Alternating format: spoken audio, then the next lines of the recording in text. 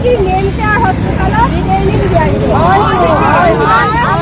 আৰু তাৰ কাৰণে জানেনে নাই, তাৰ কাৰণে শিক্ষাগত অৰ্হতা নালাগে নহয়। তাৰ কাৰণে আপোনাৰ স্কুলৰ নিজৰ চহীটো কৰা আখৰটো চিনি পোৱা ছোৱালী হ'লেই হ'ল। এই ছোৱালীক বুটলি আনি লৈ পেলাই ইয়াতে ট্ৰেইনিং দিয়াইছে, দিয়াই পেলাই আপোনাৰ নিজৰ নিজৰ কিবা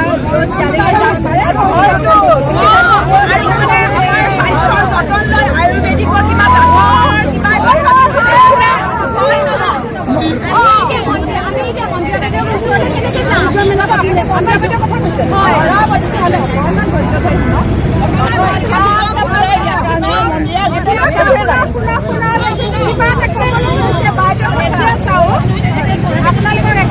ডক্টৰ মন্দিৰা বৰুৱাৰ কথা ক'লে, আপোনালোকে এতিয়াতো মেলে মিটিঙে ঘূৰি ফুৰিছে, কিবা লাভ হৈছে জানো? বিশেষ লাভ হৈছে জানো? নাই হোৱা। গতিকে আপোনালোকে মেলে মিটিঙেও ঘূৰক আৰু আপোনালোকে নিজেও আনন্দ লওক। মুঠতে মন্দিৰা বৰুৱাৰ এটা অনুষ্ঠান আছে, যাক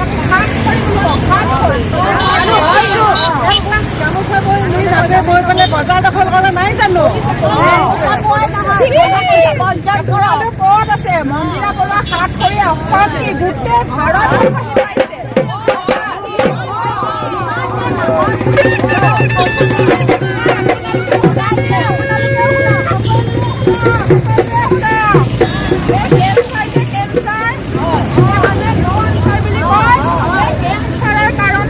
মন্দিৰা বৰুৱাই অৰুণাচলৰ এগৰাকীৰ লগত বিশেষভাৱে গৱেষণা কৰি আছে। তেখেতে ইতিমধ্যে 11খন গ্ৰন্থ লিখি উলিয়াইছে। এইখন তেওঁৰ 12 সংখ্যক আৰু ইয়াত প্ৰায় 2.5 কবিতা সন্নিৱিষ্ট কৰিছে। বিভিন্ন সময়ত বিভিন্ন তেওঁৰ মনৰ তাৰণাত ভাৱ প্ৰকাশ কৰিছে। তেখেতে উৎসৰ্গা কৰিছে তেখেতৰ জন্মদাত্ৰী মাতৃ আৰু পিতৃলৈ। কৃতজ্ঞতা জনাইছে তেখেতে, যিসকলে তেখেতক ইয়াত অনুপ্ৰাণিত কৰিছে আৰু সহায় কৰিছে। আৰু তেখেতে তেখেতৰ লিখিকাৰ একাষৰত তেখেতে কৈছে যে তেখেতে এইখন ধুনীয়া ধৰণীত আহি দুখ বেদনা সুখ মানুহৰ লগত পোৱা নোপোৱা গছ বিৰি সংসাৰৰ লগত তেওঁ যেনেকৈ নিবিড় হৈছে, তাৰ সেই অনুপ্ৰেৰণাতে তেওঁ এইখন লিখিবলৈ প্ৰয়াস কৰিছে। আমি প্ৰত্যেকেই কবিতা পুথিখন পঢ়িম আৰু কবিতাৰ এটা নিজস্ব ভাষা আছে, আপোনালোকে জানে। কবিতা সম্পূৰ্ণ নিজৰ। আপুনি এটা গল্প বা এখন উপন্যাস পঢ়াতকৈ বা এখন নাটক পঢ়াতকৈ এটা কবিতা যেতিয়া পঢ়ে তেতিয়া নিজৰ অনুভৱে তাক আগবঢ়াই লৈ যাব পৰা যায়। কবিতাৰ সেইটো এটা মহত্ব। কবিতা হেনো আমাৰ কাব্য বা আমাৰ সাহিত্য সৃষ্টিৰ আদি। গল্প বা গদ্য সাহিত্যৰ আগতে কবিতা সাহিত্যৰ সৃষ্টি হৈছিলে আৰু তাকেই মন্দিৰা বৰুৱাই আজি আমাৰ একাজনী কবিতাৰে আগবঢ়াইছে। মই সুখী হৈছোঁ আৰু মই আপ্লুত হৈছোঁ তেখেতে মোৰ দৰে এগৰাকী ব্যক্তিক আপোনালোকৰ সন্মুখত আহি ইমান মহান কাম এটা সম্পূৰ্ণ কৰিবলৈ দিলে। মই আশা ৰাখিছোঁ আপোনালোকে গ্ৰন্থখন কবিতা পঢ়িব। বহুতে কবিতা নপঢ়ে বুলি এটা অভিযোগ থাকে। কবিতা পঢ়িবলৈ বেছি সময় নালাগে, কবিতা হৃদয়ংগম কৰিবলৈ সময় লাগে। এই সুন্দৰ অনুষ্ঠানটো আমি গুৱাহাটীৰ পৰা আহি উপভোগ কৰিলোঁ। আমাৰ সাতসৰীয়ানৰ এইটো এটা উল্লেখযোগ্য অনুষ্ঠান। আজি ইয়াতে দিহানাম কম্পিটিশ্যন হৈছিলে। মানুহ গোপিনীসকলে ইমান অন্তৰ খুলি গাইছে দিহানাম, অন্তৰৰ পৰা ওলাইছে দিহানাম। বাকী সংগীতবিলাকত অলপমান চেপি গায় নেকি, ইয়াত একদম খোলা অন্তৰেৰে গাইছে, সেইকাৰণে খুব ভাল লাগিছে। আৰু আপোনালোকৰ ইয়াত যিখিনি আতিথ্য আমি পাইছোঁ সেই আতিথ্যখিনিত আমি সুখী হৈছোঁ। ধন্যবাদ। আপোনালোকৰ চেনেলক ধন্যবাদ জনাইছোঁ।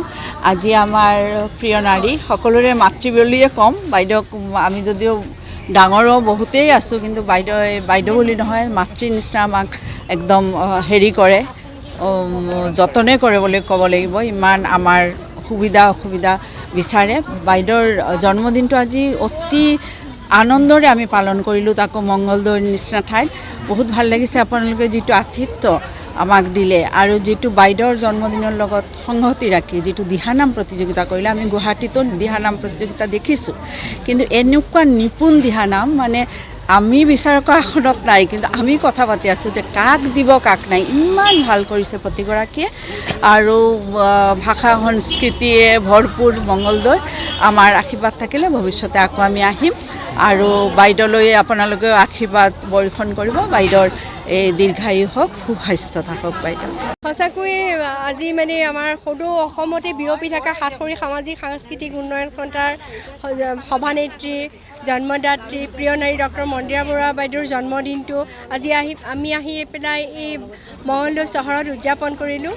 আপোনাৰ সমন্বয় মহিলা সমাজৰ মঙলদৈ যিটো আমাৰ সাতসৰী শাখা, তেখেতসকলৰ উদ্যোগত সঁচাকৈ তেখেতসকলক লাগিব। মঙলদৈৰ বিষয়ে সকলোৱে জানে, কলা সংস্কৃতিৰে ভৰপূৰ এক মঙলদৈ।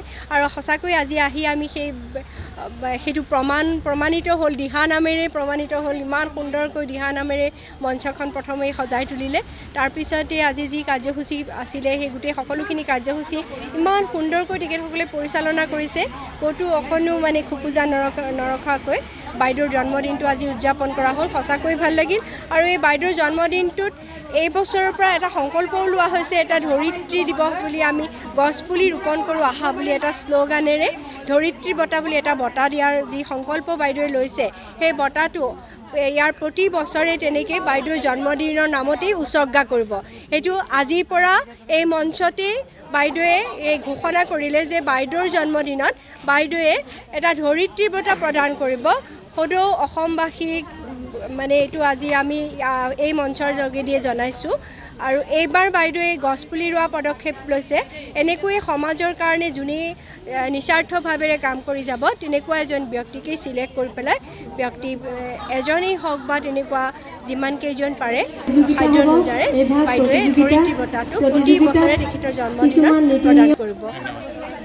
এই চেনেলৰ যোগেদি আমাৰ প্ৰিয় নাৰী ডক্টৰ মন্দিৰা বৰুৱা বাইদেউলৈ অশেষ জন্মদিনৰ শুভেচ্ছা জনাইছোঁ। তেখেত এনেকুৱা এগৰাকী ব্যক্তি যে তেখেতৰ যি মনৰ হেঁপাহ, যি অদম্য সাহস, সেইখিনি তেখেতে কৰোঁ বুলিয়ে কৰিব পাৰে। আৰু সেই চেগতে আমি আজি তেখেতৰ সুযোগতে আমি ধৰক মঙলদৈ আজি আহিছোঁ, আকৌ যোৰহাট, মাজুলী, অসমৰ প্ৰতিখন জিলাতে আমি তেখেতৰ কাৰণে সুবিধা পাইছোঁ। বিভিন্ন ধৰণৰ সাংস্কৃতিক দিশত দিহানাম, বিয়ানাম, আইনাম প্ৰতিটো উৎসৱতে বা প্ৰতিটো অনুষ্ঠানে তেখেতে কৰি দিছে। আৰু তেখেতৰ যিটো মনৰ হেঁপাহ, আজি পুৰণি অসমীয়া লোক সংস্কৃতিৰ যিখিনি হেৰাই যোৱাৰ উপক্ৰম হৈছে, সেই লোক সংস্কৃতিখিনিৰ আমি পুনৰ মানে অকণমান প্ৰয়াস কৰাৰ কাৰণে তেখেতৰ অনুপ্ৰেৰণাত আমি আজি কেন্দ্ৰীয় কমিটিৰ ফালৰ পৰা তেখেতক উপহাৰ দিছোঁ এই সংগীতালক্ষ্যখনৰ যোগেদি। এই সংগীতালক্ষ্যখনত অকণমান আমি জাষ্ট চুই গৈছোঁ।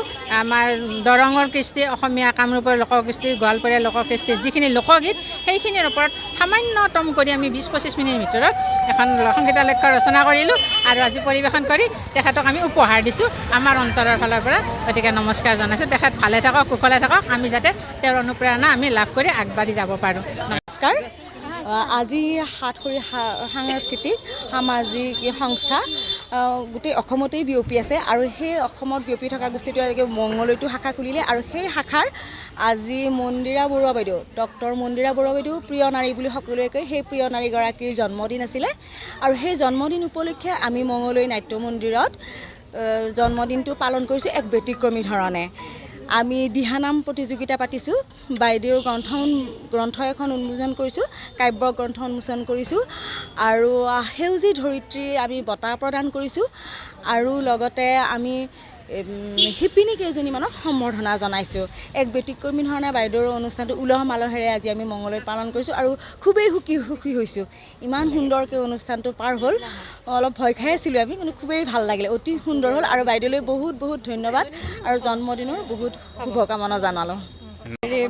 আজি মন্দিৰা বাইদেউৰ জন্মদিনটো আপোনালোকৰ আতিথ্যত ইমান সুন্দৰকৈ হৈ গ'ল আৰু আপোনালোকে ইমান কম সময়ৰ ভিতৰতে এমাহতে এটা অনুষ্ঠান জন্ম দি এনেকুৱা এটা সুন্দৰ অনুষ্ঠান কৰিব পাৰিছে তাৰ কাৰণে আপোনালোকলৈ শলাগ জনাইছোঁ অনুষ্ঠানৰ কৰ্মকৰ্তাসকললৈ আৰু তেওঁলোকে যি ধৰণে দিহানামৰ প্ৰতিযোগিতা পাতিছে সঁচাকৈ শলাগ কৰিবলগীয়া চবৰে সুৰ তাল লয় চব মিলিছে কাৰোবাৰ কোনোবা অকণমান বাদ্যযন্ত্ৰত অকণমান ভুল লাগিব পাৰে কিন্তু আমি বহুত আপ্লুত হৈছোঁ আৰু আপোনালোকে আমাক যিখিনি আতিথ্য কৰিলে তাৰ বাবে আমাৰ বহুত চবকে ধন্যবাদ জনাইছোঁ ধন্যবাদ